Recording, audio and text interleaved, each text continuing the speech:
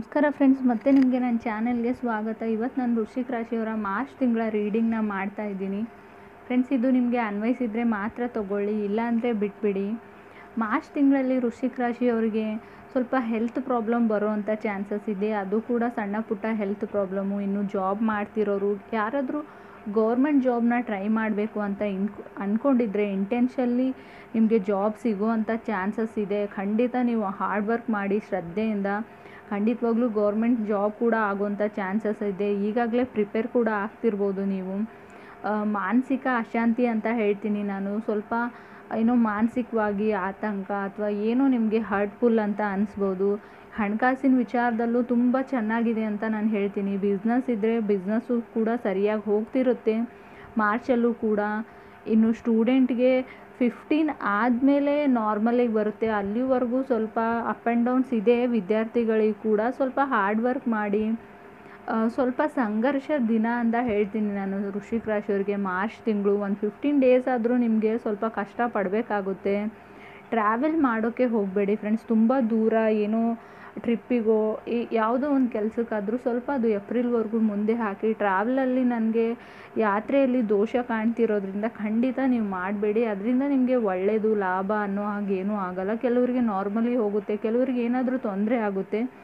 So ಕೆಲವರಿಗೆ ಮಾತ್ರ friends, ಎಲ್ರಿಗೂ ಅಲ್ಲ. ನಿಮ್ಮ ರಾಶಿಯಲ್ಲಿ ಯಾವುದೇ ರೋಗ ಭಾವದ ಪ್ಲ್ಯಾನೆಟ್ಸ್ಗಳು ಗ್ರಹಗಳು ಇಲ್ಲ ಅಂದರೆ ನಿಮಗೆ ತೊಂದರೆ ಆಗೋಲ್ಲ. ಕೆಲವರಿಗೆ ಅವರ ರಾಶಿಯಲ್ಲಿ ರೋಗ ಭಾವ ಇದ್ದರೆ ಖಂಡಿತ ತೊಂದರೆ ಆಗುತ್ತೆ ಅಂತ ನಾನು ಹೇಳ್ತೀನಿ.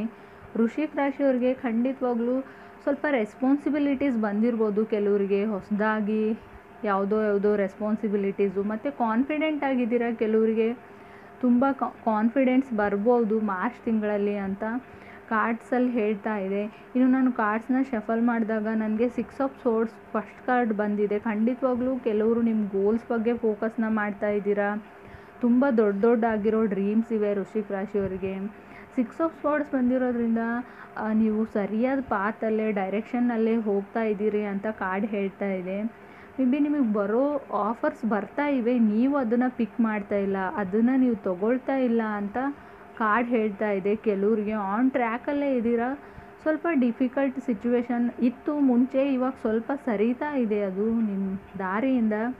ಸೊ ಕೀಪ್ ಮೂವಿಂಗ್ ಅಂತ ಹೇಳ್ತೀನಿ. ಸೆಕೆಂಡ್ ನನಗೆ ಲವರ್ಸ್ ಕಾರ್ಡ್ ಬಂದಿದೆ. ಲವರ್ಸ್ ಕಾರ್ಡ್ ಬಂದಿದೆ ಅಂದರೆ ಡಿಸಿಷನ್ ಮಾಡಬೇಕಾಗುತ್ತೆ. ನಿಮ್ಮ ಹತ್ರ 2 ಆಪ್ಷನ್ಸ್ ಬರ್ಬೋದು, ಯಾವುದನ್ನು ಚೂಸ್ ಮಾಡಲಿ ಯಾವುದನ್ನು ಬಿಡಲಿ ಅಂತ. ಲವರ್ಸ್ ಕಾರ್ಡ್ ಕೆಲವೊಮ್ಮೆ ಕನ್ಫ್ಯೂಷನ್ಸ್ನ ರೀಪ್ರೆಸೆಂಟ್ ಮಾಡುತ್ತೆ. ನನಗೇನೋ ನೀವು ಕನ್ಫ್ಯೂಸ್ಡ್ ಸ್ಟೇಟಲ್ಲಿ ಇದ್ದೀರಾ ಅಂತ ಅನಿಸುತ್ತಿದೆ.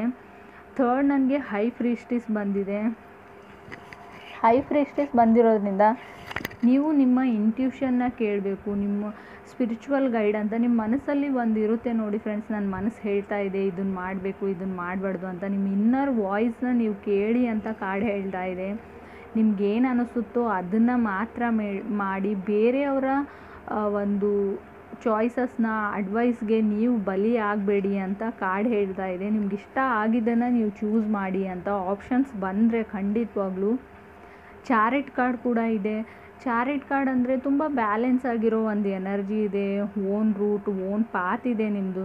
ಆಗಲೇ ಹೇಳ್ದಂಗೆ ಪಾಸಿಟಿವ್ ಆ್ಯಂಡ್ ನೆಗೆಟಿವ್ ಎರಡೂ ಬರುತ್ತೆ ಮಾರ್ಚಲ್ಲಿ ನಿಮಗೆ. ಆದರೆ ಕೆಲವರು ನೀವು ಮಾಡೋ ಕೆಲಸನ ಗಿವ್ ಅಪ್ ಮಾಡದೆ ಯಾವ ಕೆಲಸದ ಬಗ್ಗೆ ಫೋಕಸ್ ಆಗಿ ನೀವೇನಾದರೂ ಮಾಡ್ತಾ ಇದ್ದರೆ ಅದನ್ನು ಕೊನೆವರೆಗೂ ಬಂದು ಸಾಕಾಯಿತು, ಬೋರ್ ಆಯಿತು, ಟಯರ್ಡ್ ಆಯಿತು, ಸಾಕಪ್ಪ ಸಾಕು, ಇದರಿಂದ ನನಗೆ ಯಾವುದೇ ಲಾಭ ಇಲ್ಲ ಅಂತ ಕೊನೆ ಕ್ಷಣದಲ್ಲಿ ನೀವು ಅದನ್ನು ಬಿಡಬೇಡಿ ಅಂತ ಕಾರ್ಡ್ ಹೇಳ್ತಿದೆ. ಖಂಡಿತ ಅಲ್ಲಿ ವಿಕ್ಟ್ರಿ ಸಿಗುತ್ತೆ ನಿಮಗೆ. ಚಾರಿಟ್ ವಿಕ್ಟ್ರಿ ಕಾರ್ಡು.